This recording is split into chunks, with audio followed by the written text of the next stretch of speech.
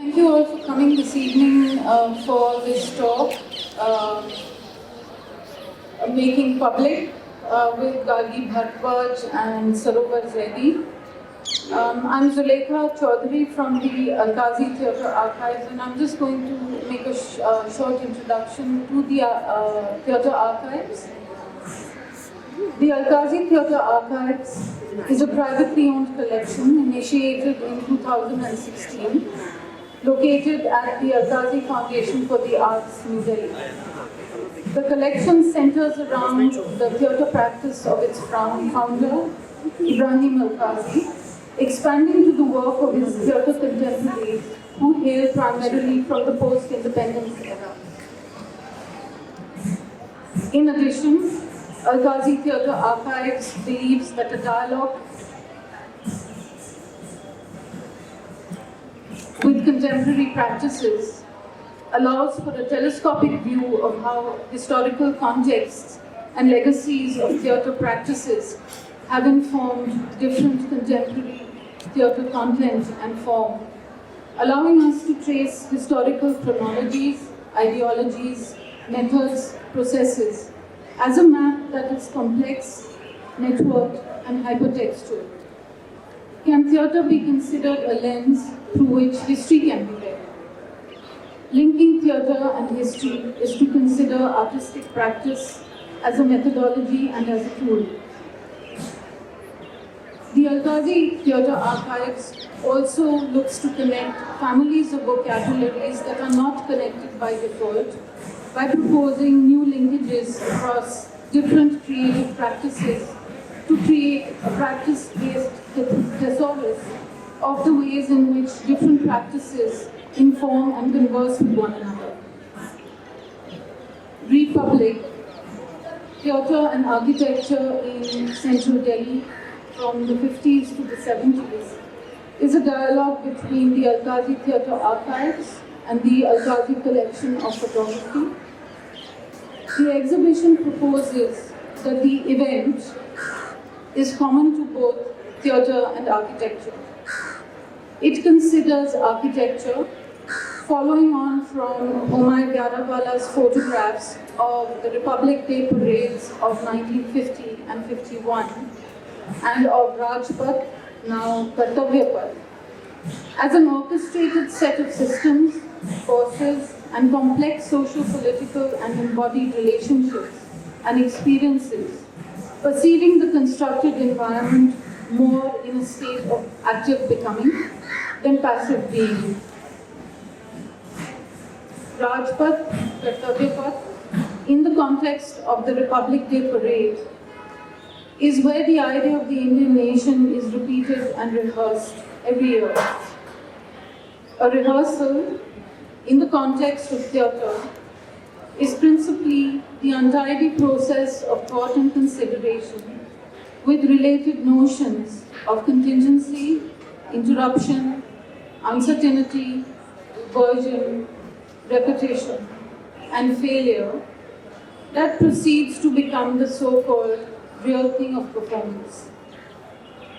Can we consider rehearsal a way of thinking and as an operating strategy which foregrounds that which takes place on the periphery and that which may be obscured by the presentation of a polished and final piece? Can practices of rehearsal appear as links between aesthetic judgment and social or institutional critique, making a claim for the aesthetic and political potential in the unfinished product? Theatre refers to both dramatic practice or performance and the building or architecture that houses it. Theatre is a space where things are real and not real at the same time, where we can observe ourselves from the outside while also being part of the performance. It is a paradox that creates situations and practices that are symbolic and actual at the same time. It is concrete and abstract, in which the difference between presence and representation is always at stake.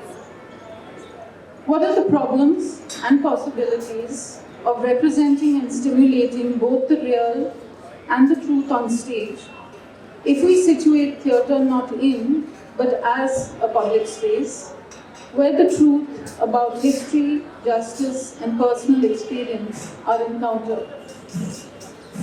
I'd like to now invite Gargi, Bharadwaj, and Sarover Zaidi to join me. This talk, these talks rather, consider the nature of the public, of and in architectural modernisms, and analogously the historical nature of the theatrical public sphere in relation to the Sangeet Natak Akademi drama seminar of 1956. I'm going to just do a brief introduction of both Gargi and Sarover. Gargi Bharadwaj is a theatre practitioner and a performance studies scholar based in New Delhi. She has a PhD in theatre studies from the University of Bharadwaj. She writes and researches on cultural politics, contemporary theatre practice, proto-feminist themes in performance, and resistant public cultures. She is Associate Professor at the Jindal School of Liberal Arts and Humanities in Surat. Sarover Zaidi is a writer and a social anthropologist. She works at the intersections of critical theory, anthropology, art, architecture, and material culture studies. She has extensively worked on religious architecture and urbanism in the city of Bombay. She has previously worked on health education and women's rights across India, and her current research focuses on modernist architectures of South Asia and religious iconographies. Besides this, she also curates an interdisciplinary forum on art, architecture, and anthropology called Elementary Forms, and has previously taught at the School of Planning and Architecture, Delhi. She currently teaches at the Jindal School of Art and Architecture.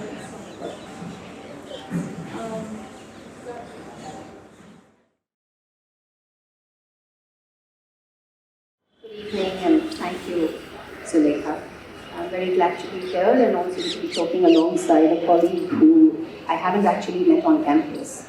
That's the travesty of working in institutions like ours. But very happy to be speaking alongside Sarover this evening. I have a long text, and I've been saying this, it's a kind of a disclaimer, but I have a long text, I don't have a conclusion, but as Zulekha put it, that these are a set of propositions, and I'm hoping that it will lead to some thought and some engagement in the discussion afterwards. So here I go. The talk aims to open the discussion on the notion of the public as constituted and solicited in the theatre of Delhi in the 1950s and 60s. I look at the first drama seminar report, 1956, to reflect on the question of space within theatre and beyond it in the imagination of the new nation. I'm interested in thinking about the theatrical, institutional, and the architectural context of the period that conjoin to produce contradictory notions of history and modernity. I also briefly signal the work of two important theatre makers, 𝐏𝐔𝐁𝐋𝐈𝐂 and 𝐿, to illustrate how theatre engages text, language, sight, to reference and recall severed links with older histories of the city and interpolate publics, rather counter-publics. The events of and I just want to put what I'm saying next out there because it's been on my mind and I have written this down. And I think with the context that Zulekha set up in her introduction, this may be something that I just throw in and hope to come back to at the end of the talk in some way. The events of the last few days demonstrate how architecture and theatricality, via the spectacular, render the spectre of a unified public possible and real, and in fact enable a peculiar synthesis of an otherwise fragmented body politic. It's just an idea that I've been thinking through, and it came back to me when the title of this talk came up, to think of the interfaces between the theatrical and the architectural.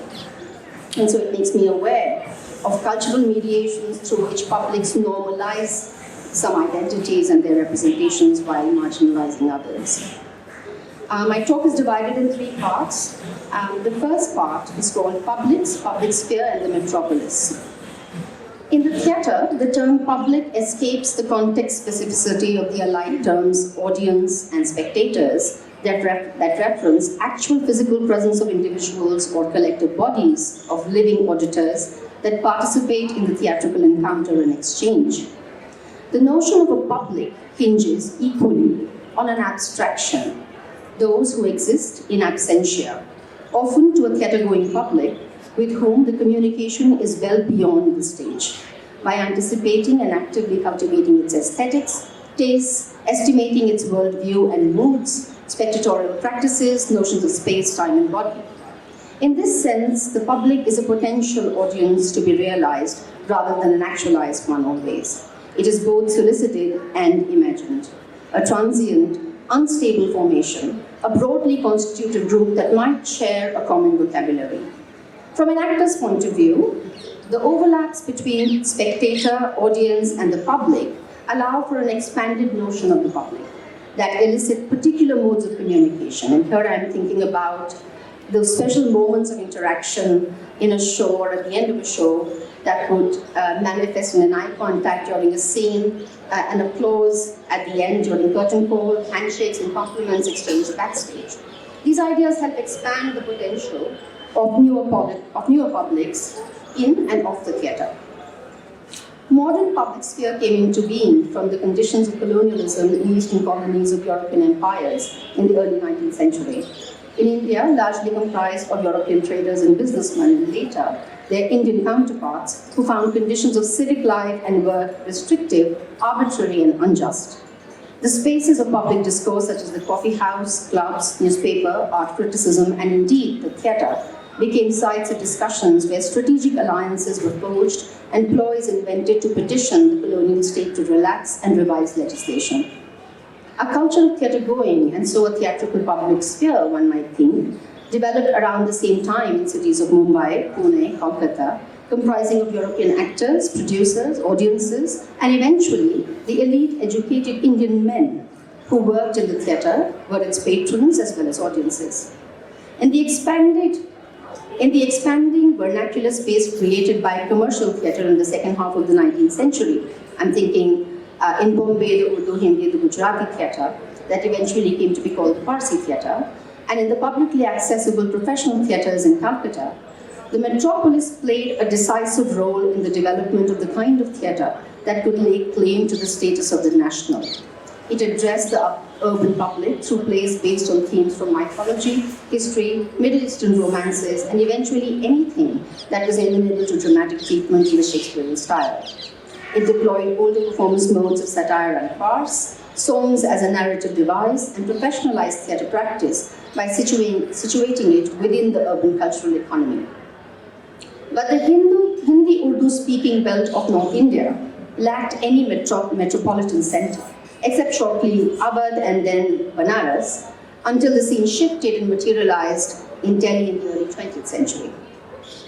Moving away from the limitations of Habermas's historical ideas towards a description that might be more pertinent to the object and context I'm evoking, and here I'm thinking about the work of Nancy Fraser, Michael Warner, Arvind Rajgopal, it may be useful to view public sphere as not only a space where a certain kind of communication happens, but also a space where a space generated by a certain kind of communication, producing specific moments, histories, and publics.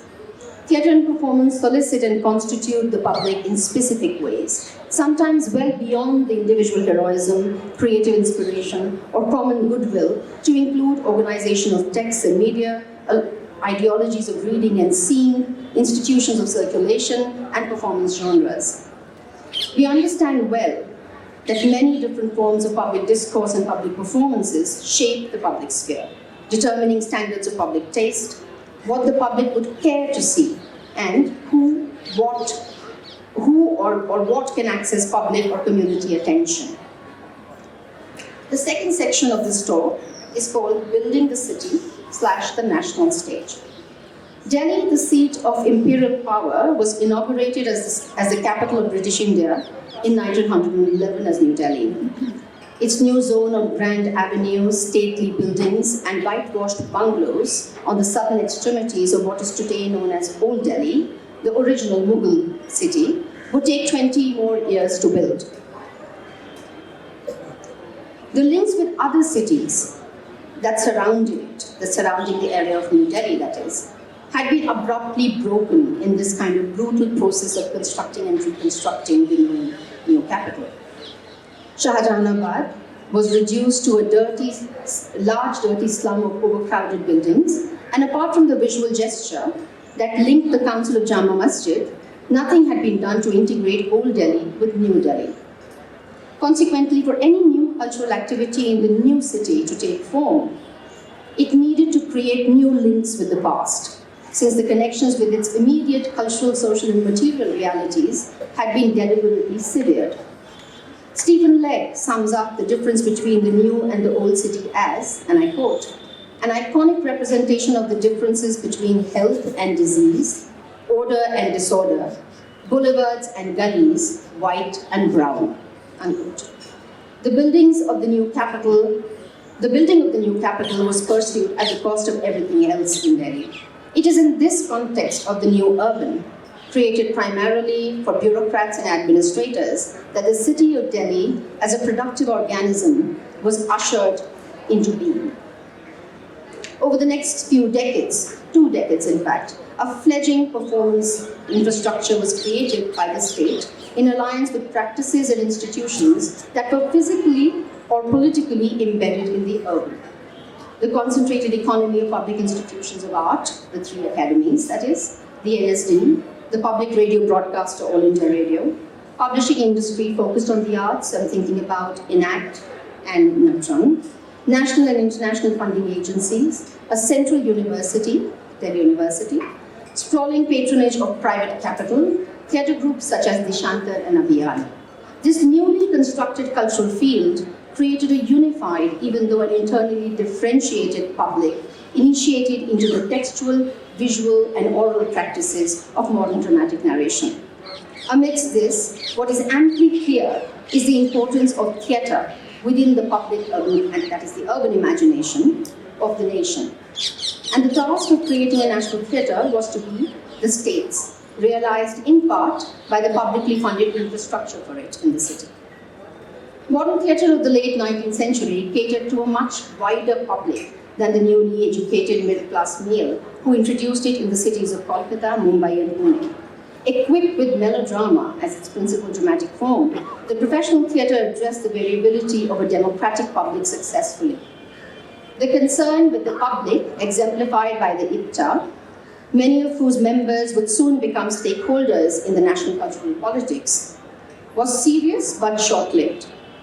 The modern Hindi theatre, the centre of which became Delhi, did not concern itself with the public in the way that professional theatres of Mumbai, Calcutta, or the IPTA had to. It was and the reason is that it was a state-sponsored enterprise. The fact of it being state-sponsored also relieved the theatre of the strains of the market and offered it possibility for experimentation with form, content, and spectatorial practices. Theatre-going became inexpensive, it was happening in abundance, and despite the institutional ideology geared towards programming for a national theatre, theatre in the city could hold on to its modernist impulses. So while the theatre in the city was not soliciting its audiences directly, it was finding ways to engage a culturally and linguistically diverse urban audience via alternate routes. I come to the third part of the talk, which is the drama seminar report, and I title it as Impressions on Space. The first drama seminar report, 1956, provides the institutional context for the desire for a national theatre, in the process paving the way for the state, via the Akademi, to expand and cement its operations in the field of theatre practice. What animates the seminar discussions is the newly emergent nation that necessitates an authentic national theatre culture. Several opinions on key issues are discussed and new frameworks created.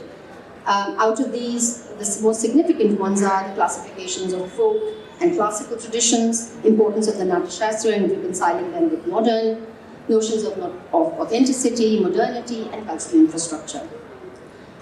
The significance of the seminar can be gauged by the fact that it was the first official gathering in independent India that brought to a table several theatre practitioners, scholars, and playwrights who had been working in isolated regional contexts thus far, providing a unique opportunity for exchange of ideas, methodologies. Despite several crucial absences and significant omissions from the history of Indian theatre, the seminar offers a rare glimpse into a polyphony of voices and debates of the time. I'm not going to go too much into what the seminar does. It is by now something that has been written and spoken about quite a lot. I'm just going to talk about some of the key ideas, just list them out. So one of the most kind of pertinent and long-lasting interventions that the seminar makes is the kind of unequivocal attribution of absolute authority to the traditional in the construction of a national theatre. Of course, then eventually the classical will become a matter of state concern, and it is via this route that the importance of folk forms of drama and vernacular theatre are expressed, that they are seen as vestiges of a once flourishing classical theatre. This preoccupation with an indigenous idiom was not concerned with reaching out to the masses. The agenda was clear. The artistic forms of the people were to be integrated into mainstream urban culture. This was to be engineered to a large extent by new institutions located in the city. On the broad question of the public, it is the urban intelligentsia and the emerging middle classes whose faith in the values of tradition must be reinstated for the renewal of the new tradition of dramatic art, and that is one of the mainstays of the seminar. But I want to come to something else which I find quite fascinating in the drama seminar, something that I discovered only when I was looking at it this time, is that on the question of space, some very interesting propositions are made by 𝐼𝐍𝐆, who happens to be a director, playwright, and a scenic designer of the Parsi Gujarati theatre, known particularly for his comedies and farces. 𝐼𝐍𝐆 demonstrates an incredible openness and insight into what the future of the theatrical form may be. So I'd like to quote him in his proposals for what kind of theatre structures and buildings the new city or the new nation needs. He says, and I quote, "It is extremely likely that the play of the future will make far greater use of the forestage, set in close contact with the audience, than to the place of the present. The design for our proposed theatre should make every allowance for this possibility." And then he goes on to kind of detail what these other possibilities may be. 𝐼𝐍𝐆 is concerned with stage proxemics, and his proposal is to provide maximum working space rather than expensive machinery in the theatre. He's attentive to the theatre forms that might displace the picture-perfect stage image, do away with the structural ornamentation of the proscenium frame, may not require concealment of the working area of the stage, exposing its mechanics to the audience. This is all in favor of a greater connection and proximity with the spectator, who was to be educated into the cultural and social practice of theatre going. He proposes theatre buildings to be functional, flexible, accommodating of new stage requirements, and so the kind of flexibility towards and openness towards stage picture, spectacle, technology, somewhat befitting for a practitioner coming from the once popular commercial theatre. What is also demonstrated is a sensibility towards theatre as a public good. In his reminder to the theatre architect that, he says, and I quote, "Every person who has paid for a seat is entitled to the entire play, and even the people seated on the extremities of the rows should be able to see the entire acting area." Now this is unquote. This is somewhat passé now, of course, but I think what's important is to be able to see what he's articulating here, which is the sense that a kind of sensibility that comes to him via commercial theatre, which is that everyone who comes, a kind of democratization of the theatre space, everyone who comes is valuable and is equal. While the need for auditoriums, and this is the irony of it, need for auditoriums of the proscenium stage are articulated repeatedly in the drama seminar, there is a deep suspicion, almost a kind of derision, of the aesthetic of the professional theatre of the late 19th and early 20th century. The demand for open-air structures at the local area or the rural level underpin the binaries of the rural and urban that are established. Almost all experts at the seminar are urban theatre practitioners or scholars whose distance from rural or traditional forms is evident in the broad prescriptions for the revival of theatre in village communities, in contrast to the needs of the urban. Marziban cautions against building open-air theatres in cities. He writes, and I quote, "With their booming microphones and with a flat level ground for audiences to sit upon, it's abhorrible." And this he sees as being detrimental to the growth of a vital theatre movement. The reference here is, of course, to both traditional operatic forms such as Ramlila and Jatra, as well as the professional theatre location that he himself occupied. It is in this context that I wish to cite two moments, and this is coming almost to the end of my presentation. So I wish to cite two moments in modern theatre history that serve as invitations to constitute counterpublics via recalling older linguistic and cultural histories of the city, charting alternate geographies via sight and spectacle, and employing modern techniques of staging. The first is Ibrahim Al-Qazi's, and I'd just like to talk a little bit before I talk about, quickly about Qibla. Al-Qazi setting up of the training and practice methodologies at the NSD in 1960 and actively cultivating audiences, something he had done with Theatre Group and Theatre Unit in Bombay from 1950 to 62. In Delhi, this meant mobilizing the resources and prestige of the newly created institution. One of the features of modernist cultural practice is working with, rather than against, the mediating agencies of cultural institutions to create new audiences in this case. NSD's long-standing practice of using Hindi as the primary language of training and theatre production has been hugely criticized for being limited and limiting for an institution with a national standing, such as the one that NSD has, and is often seen as an imposition rather than representative of representing its students or its audiences. This choice is in part to be located in the correspondence between language and how it structures experience. Al-Qazi's insistence on embedding training within the cultural milieu of its surroundings, in this case the city of Delhi, was strategic to cementing Delhi as the cultural capital of the new nation with its distinct identity. The regular commissioning of translations from other Indian languages into Hindi and staging them at the NSD in Delhi expanded the repertoire of modern Indian theatre. It would also go a long way in legitimizing the Hindi dramatic literature as stage-worthy. Delhi became a theatre city, in which theatre was not a club activity anymore, but an art form. Theatre going was becoming a socially and culturally engaged activity with an expanding audience base. As Anuradha Kapoor notes about Al-Qazi's interventions, he brought dignity to the theatre by professionalizing it. He did it from the way a ticket had to look, the experience of entering the auditorium, to the way the stage was cleared for the next performance. With the historical backdrop of the crumbling Nehruvian dream and a few years before the famous emergency, Al-Qazi stages Girish Karnad's Tughlaq against the battlements of the medieval site of Purana Qila in the year 1972. The experience of history and of the city are made palpable to the present, opening possible rereadings of the mythological via ruin and the monumental, the site and the spectacular in contemporary terms. The second citation that I have is from Habib Tanveer's work, and Habib Tanveer engages history, poetry, dialect, humor, and vocabulary of daily life with the culture of the marketplace in his production of Agra Bazaar, staged at the open-air stage at Jamia Millia Islamia in 1954. Based on the life and times of Urdu poet Nazir Akbar Abadi, a Delhi-born poet of the 18th century and a contemporary of Mirza Ghalib, Mir, Sauda, Zurad, and Insha, the play uses his poetry and anecdotes from his life, carefully avoiding the physical presence of its central character from the stage. The play in the first version of Agra Bazaar, the plot was entirely centered on the Kakri Wali, who finds it difficult to sell his Kakri, until he gets Nazir to write a poem on it. And of course, then the Kakri Wali does business. Eventually, a Kotha, a Gunda, two eunuchs enter the stage. Quoting from his biography by Andrew Cattell, he says, this play was first done with students, and this is a longish citation, but I'd like to use it because it says something about the idea of public and of populating the stage with public.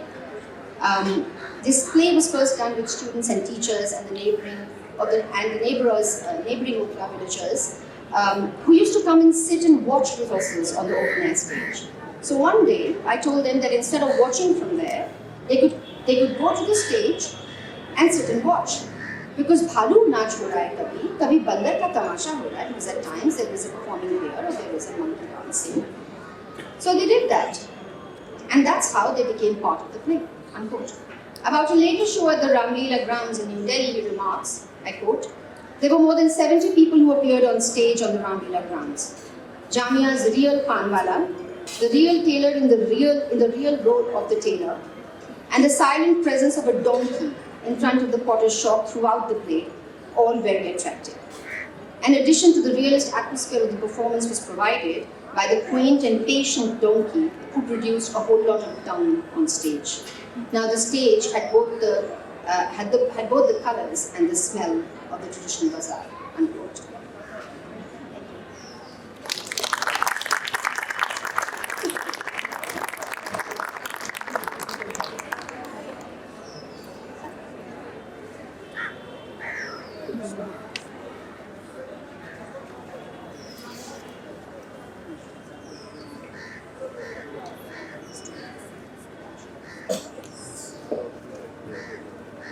Thank you, Zaidi, for allowing me to speak on this. My style is completely different from Gargi's, and good to see you here. We don't get to see anybody in the public spheres that do not exist in the far lands of Sonipat.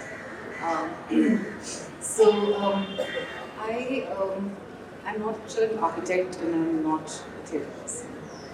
I'm a social anthropologist and I'm also kind of like the bastard child of neoliberal socialism. So I have a deep sense of being force-fed in this area with all kinds of plays and theatre. Since I was a child, I remember my mother just taking us in the bus and just getting us here and making us see something in Shri Ram Center and other places. And I do want to start with something. I wanted to start with something which I saw on the way down, and some of you must have noticed that, oh my God, there were flags of, the Indian flag was flying at quote-unquote 𝐏𝐔𝐁𝐋𝐈𝐂, which was a real surprise because the color of the Republic has changed while we were sitting here. And of course the soundscapes have also changed, and something Gargi was saying about the theatre being performed in street corners, tamasha theatre, etc. I mean, now it's what I call the steroid Hindutva sound of the street corner that has taken over our soundscapes and our landscapes. But I wanted to, my larger body of work, which I've been trying to do over time, has been on religious architecture and also modernist architecture in Delhi. And as Julie had also mentioned in her introduction, to see architecture as an event and to see architecture, I did not access the theatre archive or the relationship of this space in modernist architecture, except when I've come here with some of my students, etc. And we've actually held a class here once a few years ago. And the idea of modernist architecture is not a lot of the architecture archive always looks at architecture as a form. And if you see architecture archives, you'll go through just images of the form, and there will be no people in it. Architectural photography does not like people, because architectural form does not like people. So because of course, architects are building in a sense for their own glory, and sorry for being sarcastic, I know there's some architecture friends here. But this was something when I used to look at architectural photographs, I used to be like, where are the people? And that's why I teach in the School of Art and Architecture, because I'm a social anthropologist, and one of the first things I do mention to students is that who are you building for? And I think modernist architecture, as it unfurls here in this area, is a very interesting kind of a story. I don't have any conclusions on it entirely. Modernist architectures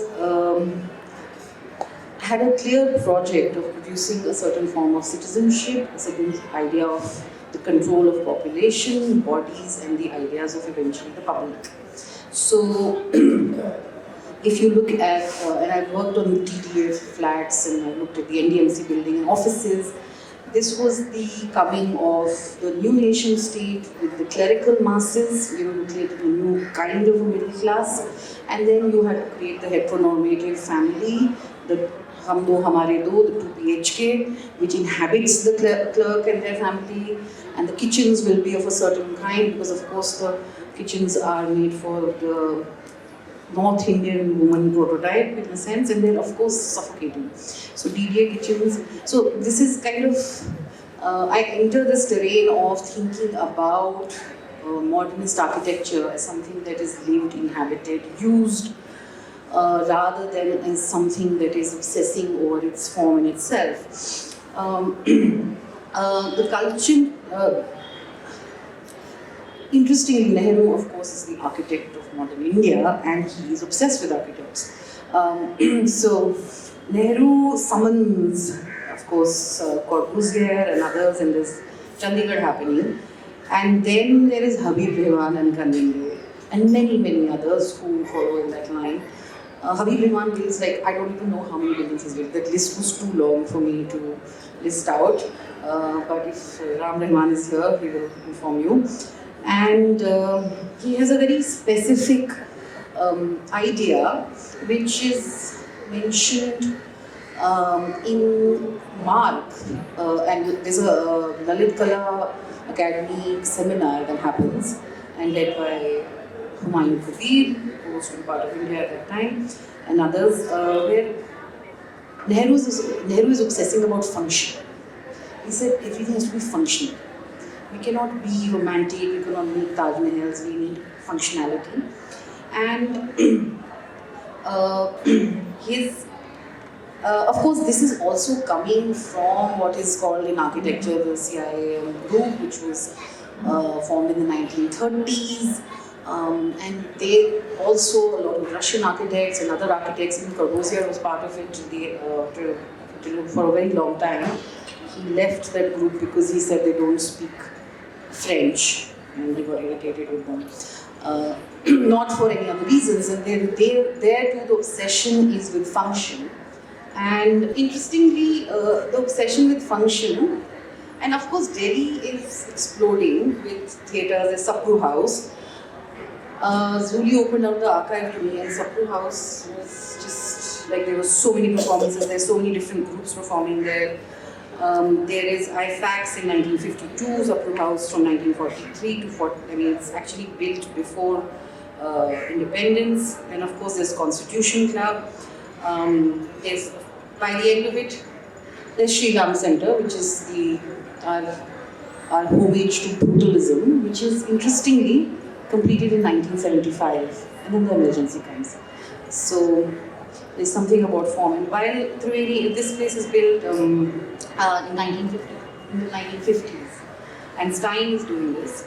What was interesting was there was a lot of debate in the archive, which I was trying to kind of crack, by someone, some of you may be very familiar with his name, Charles Fabry, who was pushing for municipal theatres. And his idea was, there's also this tension of how, now that we're building these buildings, and Nehru moving from functionalism to when he actually scolds Habib Rehman, because Rabindra Bhavan was built, he gave a model sample to Nehru, and Nehru was like, what is this box you've made? I want a box. You're completely not in the spirit of Rabindranath Tagore. And then he makes him redo the design so that it has some open arches. And that is also, in a sense, the beginning of the concrete jali that Habib Rehman brings in. Coming back to Charles Fabry, sorry, I have a very different style from Gargi. There's this notion that we need to generate a public sphere, and in a sense, the public sphere, the political sphere, In fact, I have an old communist friend who said that the history of the Communist Party can be read as a history of theatre in India. So the generation of the public sphere and the idea of public theatres is being suggested across different journals and magazines. And what I found very interesting was this idea of porosity.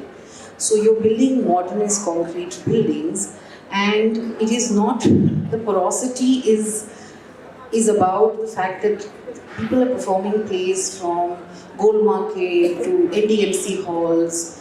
There is so much theatre going on in about a 7-kilometer radius here, which is making this very concrete, brutalist, nearly brutalist modernist architecture porous to the notion of a public sphere.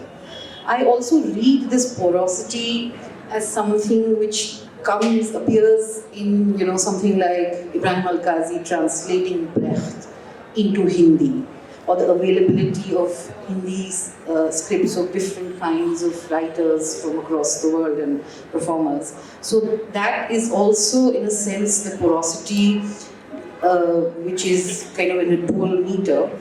Of course, the monumentality of modernist architecture and the monumentality of the city is also being thought about. And I see, of course, there's a term that Rux uses called seepage. So this notion of, performing Andha Yug in Firozshah Kotla or Tughlaq at Purana Kila is a sense that this is not something that is separated from the public, and it is generating a form of a new public. Of course, the debates on the halls is very amusing, so I'm going to keep like Ali Padamsi calls the Tagore halls that were constructed by the PWD and others as municipal mausoleums. Okay, Mohan Rakesh, on the other hand, was very irritated about the over display of technical equipment and lighting, and he said it looks like you entered a building with bats because the lights were hanging in a certain way. So, I mean,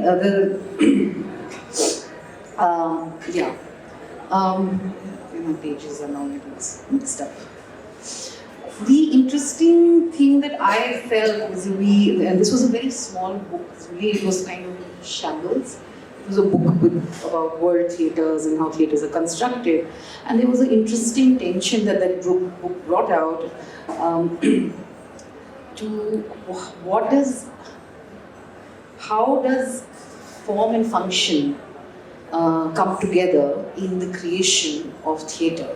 And because theatre has is theatre public, is it private, is it inside, is it outside, is it resistance, or is it a government line being told, is it the creation of a future, or is it the amalgamation of a particular kind of a present? So also the tension of co-option and resistance.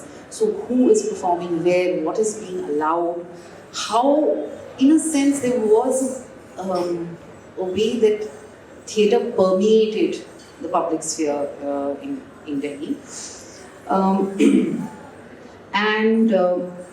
I think these questions are something that one remains with, on how does one look at the tenacious relationship of form, function, and of course use, and the creation of the public in architectural modernism.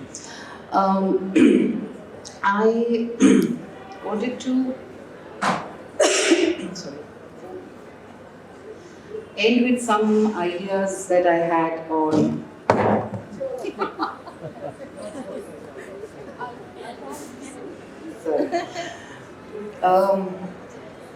I think there is a sense that one sees of course, of nostalgia. A nostalgia that is in a nostalgia that was insurgent and creative, and it was interrupting the linear flow or the linear progress that, in a sense, that architectural modernism was offering. And that insurgency, that movement, that tension from past, present, and the creation of a future public is provided by theatre. Interestingly, there's a thinker whose work I really like, which is Svetlana Boym. There is a desire to turn time into space, refusal to surrender to the irreversity that plagues the human condition. And of course, we have an abysmal present, which is infinitely fractured from the past. And we do not know what will be the nation, the state, and the republic. So, thank you. I did have a book from 𝐏𝐔𝐁𝐋𝐈𝐂, but I'm not going to read it because it's really depressing, especially now. I think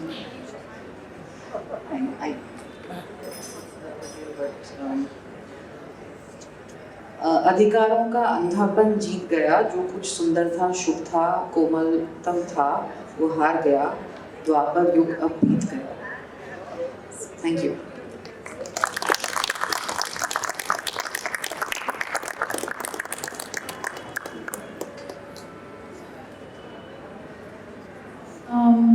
Thank you, Sarover and Gargi. Sarover, would you like to sit? I wasn't really thinking that that I would necessarily open up the session to questions or comments, but I think in the light of the two talks, I thought perhaps I should. So is there any questions or comments?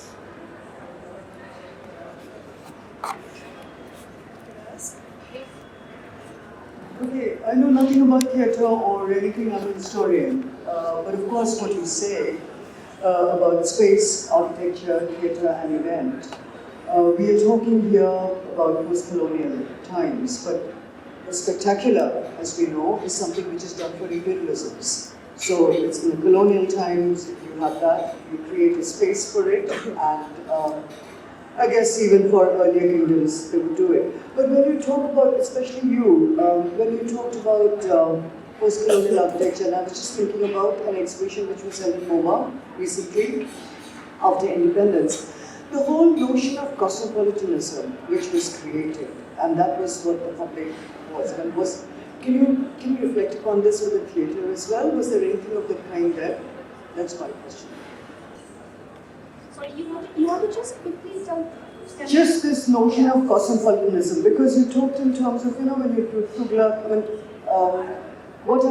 because architecture, even I think within Delhi as well, like the PWD house, there was this notion of a cosmopolitan public. This was a very, all I'm saying is in reference to this exhibition. Now, as I said, I don't come from architecture, so I cannot comment on it, but the history would suggest that these spaces were for, the public was everybody. The public was also public from outside.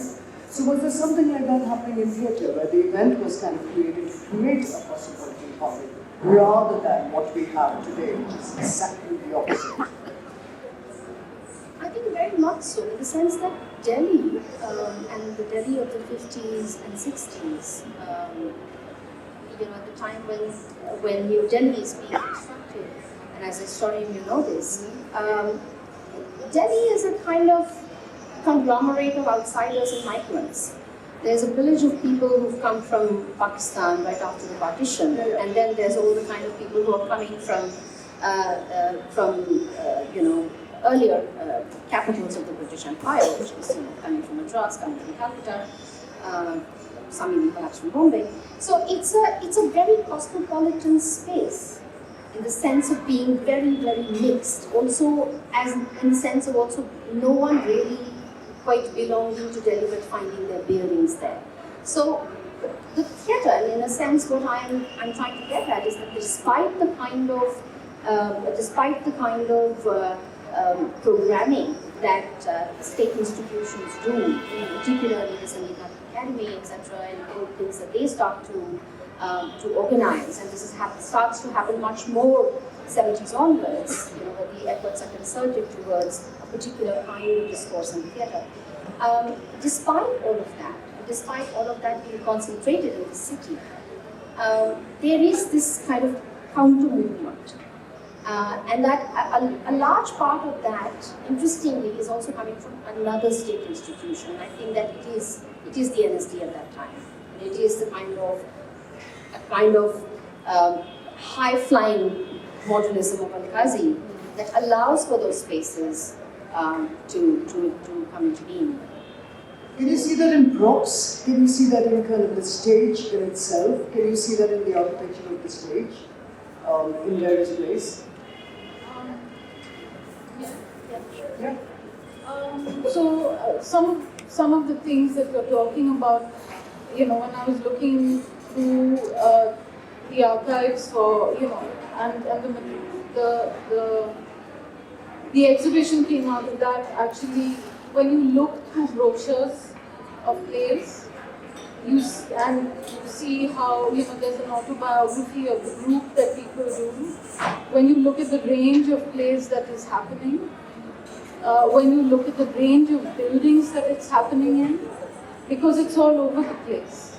I mean, the theatre buildings in themselves are, Kamani, LTG, Shriram Center, Triveni to some degree.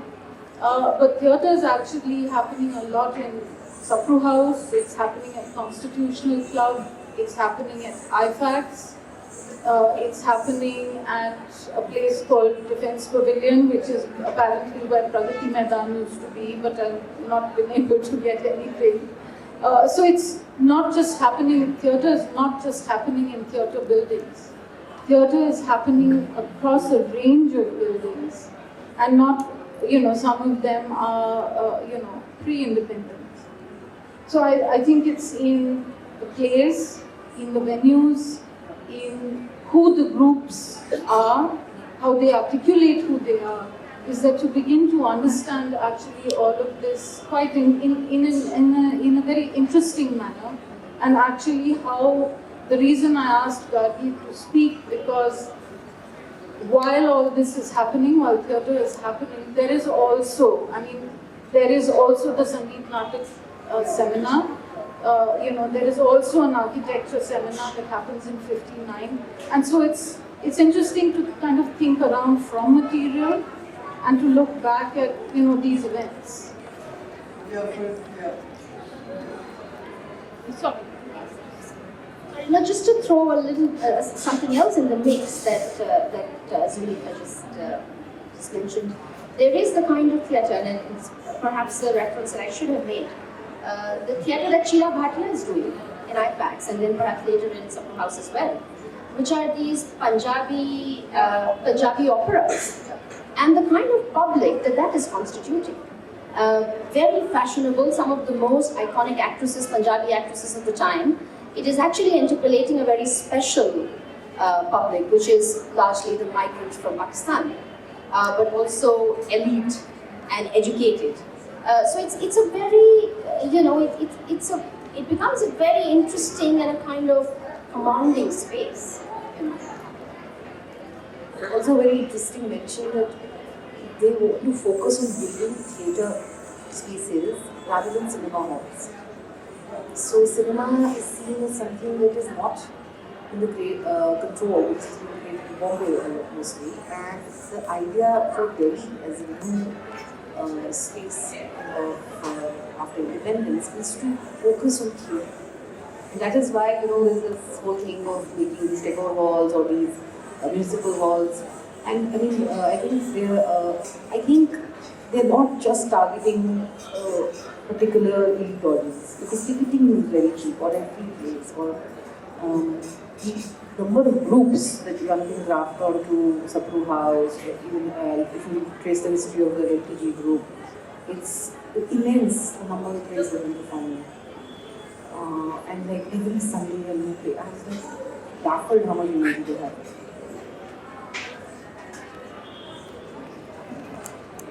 Talking about cities and theatres, It's interesting to know that in 1879, Jaipur had a theatre, the Natak theatre. And what is curious is that people think of Rajasthan as very traditional, but it was one of the first theatres in which women played the part of women, whereas in Bombay it was the pretty arsy boys who played the girls. So how is it that in old Delhi we didn't have a theatre, or was there one? So in a sense, I'm saying that Delhi did not have the kind of long history of theatre, modern theatre, of the kind that cities such as Mumbai or Calcutta, even Pune or Madras had. But of course, there are traditions of music and there are traditions of dance. And they kind of create a sort of, perhaps a right ground for theatre to take shape. Because you see, the state enters the scene very swiftly and decides that it is theatre as a form is going to be is going to be able to mobilize, ideas of nationhood, etc. So yeah, I mean it's a new peculiar formation in Delhi, very distinct, and several of the kind of impulses from there are used and looked at here in Delhi. It's not happening in that much isolation. Delhi is also been, sorry.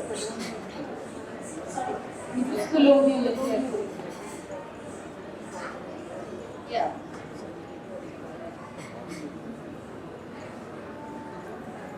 Yeah. Sorry, I can't hear what you're saying. Is that another question? No, he was just saying that Just saying that the Jaipur theatre is actually very European, because the Europeans have already arrived in 1911, I think. No, 1911.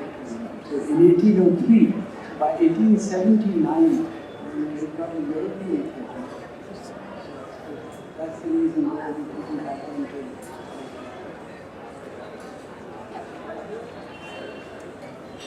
Yeah, so what really kind of resonated with me was Sarover, your idea of like how spaces are created to be functional as well. I mean, not necessarily created to be functional, but at least seeing a space through a sociological kind of point of view as well.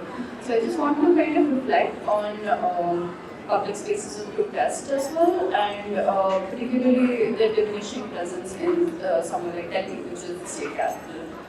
From Rajpath, for example, being a prominent space of political theatre in a way, like because of protesting, besides of course like public parade and things like that, to somewhere like being allocated like space in Jantar Mandir sometimes, if you ask the police like facility or whatever.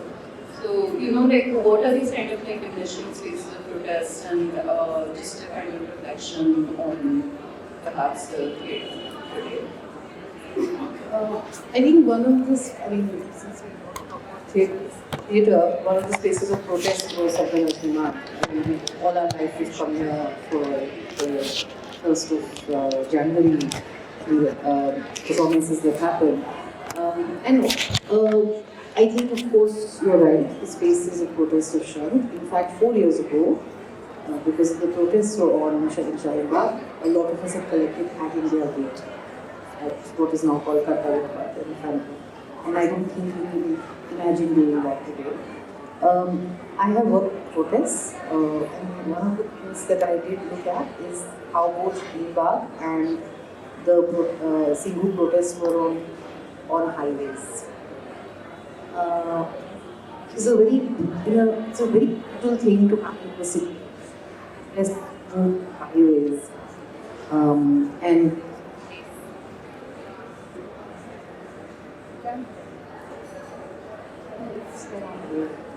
So of course, I think they are the last sign of the idea of how the word and the world and the space has then changed. So what you can say where, in what space is entirely changed. And I think the time that me and Gargi were reflecting on was very different. You could say many things in many spaces which were part of central Delhi. So, if you think of Shahin Bagh as one corner, and then Singhu as one corner, and this place has now been purged of a language of protest also. So the language goes and so does this place. Thank you both for your presentations. I'm quite interested in a particular triangulation that happens between architecture, performance, and publics. And I was looking at the exhibition. I think one of the things that is really rewarding is to scroll through the brochures that are on the tablets. And having had a prehistory as a young adult and as a teenager within the so-called youth theatre scene in this city, including here, I remember this particular way in which the spaces of the theatre, such as, let's say, Triveni or Sriram Center, were also like shells which were filled in regularly. You pointed out something about this with the LPG. So there's one theatre that's produced by the National School of Drama, Sangeet, Natak, Akademi, and that creates a particular culture. And there's also the extraordinary exuberance that a city like Delhi had, which is not professional, but also not exactly amateur, which is something in between, which is circles of enthusiasts who constitute the public, not just to perform for others, but to take pleasure in the act of performance themselves. So, I mean, I remember that many of us who were part of this scene didn't quite know who would come to see the plays. Mostly your relatives and friends, but that's not really only the reason why we're doing them. We're doing them for the pleasure of performance. And that this architectural infrastructure of these relatively modest auditorium spaces provided for that exercise, which were people who rehearsed in barsatis or in basements or in living rooms. So there's a kind of continuity between domestic, semi-domestic spaces. Most of these people had other jobs. They were clerks, they were people working in government offices or in the university or in business, and they would meet in the evenings, and there would be a sociality to them meeting, but also a kind of pleasure of being together for something social. And the architecture permitted that in a way that I don't know it permitted in cities like Bombay and Calcutta, which had this phenomenon of group theatre, but which was much more committed to a kind of much more high-level, highbrow theatre activity. Whereas Delhi, you could have the theatre dilettante, which also constituted a theatre public. So you went to see each other's plays, and you went to mount each other and criticize each other's performances. But that creates a different mode of sociality that has to do with the fact that Sriram Center or Triveni belonged to nobody. So you would have to book them in advance, go for the police permission, do the rehearsals in the barsatis or whatever, and then come here and mount the play, maybe for 4 days, not more than that, and then leave. And that ephemeral nature of production and performance had something to do with the nature of the cultural life of a city which saw itself as without culture. I'd like your responses to that. Thank you, Shraddha, for raising the culture of our city. So, I mean, it's a very interesting point you made, and this is something that you could also see if you actually see the structure of this circle. People will be doing rehearsals in the middle circle, and then there are these other people who are sleeping there or having lunch there. So there's a kind of a very vibrant public space that happens. And since I've been bringing the architecture students here for some time to look at the idea of corners in a circle and how the city develops this, G20 changed some of the form of how people even sit in this space now. There's also the shrine that used to be here, which has been demolished and vanished overnight, where a lot of NSD students and people performing in the Sriram Center, etc., used to come and light a lamp, and it was cleared out overnight. But I think you're right about this idea of the culture of participating and performing, and the energy you see in the archive, of number of groups and the places they're performing. From Gold Khana there's a specific LDMC building, you have a compound. It's like you can perform anywhere, right? And I think that is part of the public. The public is those who perform also. And I think the accessibility to scripts is changed, right? Translations are happening, right? Yeah, I mean it's an interesting site, or several of them, to look at the way in which theatre activity proliferates and in a sense escapes control, and creates another kind of spatiality for itself. So I mean, I'd like to second what Sarover said about the use of circles. For the longest time, and I do know that there is the documentation of the kind of amateur theatre activity, ranging from what would be amateur to a kind of semi-professional, which would also include the kind of theatre where people are getting trained as part of theatre making and performing, and would then seek more formal training elsewhere. So it's sort of gradations of what, of amateur to professional. And to then think in terms of the kind of context. So a city without culture, in a kind of theatrical culture sense, I would imagine, because otherwise the city has quite a rich literary culture, quite a rich musical culture, quite an interesting and a kind of tumultuous history of dance in Old Delhi. And there is the city at the same time that is also constructing for itself educational institutions. So the Delhi University that comes up in the 30s, I suppose, or the late 20s, and theatre activity that becomes a kind of pulse of the university from very early on. I'm reminded of people like Frank Thakurdas, etc., who set up these societies. So not only theatre buildings, but really then the college campus, the canteen, and then all of the kind of vacant spaces, and that kind of way of art spilling into life, into friendship, into relationship, just a kind of mode of existence, is also something you will see very much inside the NSD. I'm not so sure about the conflation, Shraddha, of what the NSD is doing and what the SMA is doing. I think they are distinct. And in a sense, so long as Al-Qazi remains, they do remain distinct. And then there is a conflation at the moment of his exit. So yes, outside of the institutions, but also within institutions, there is the kind of university and the NSD, and then of course the Shriram Center, which also becomes an institution eventually because it has programs. So there's a way in which this manner of being in the theatre kind of spills out into the open in a kind of,